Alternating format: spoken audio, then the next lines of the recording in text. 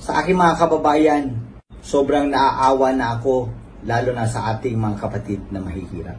Ang mahal na ng bigas, ang mahal na ng mga bilihin, ang mahal pa ng mga produktong petrolyo.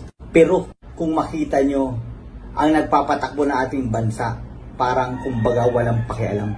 Biyahe lang ng biyahe, kumbaga para lang nagbabakasyon. 21 trips in 21 months. Kung ako yun, yung pera pang biyahe, pamigay ko lang sa mahihirap. Gawin kong tulong.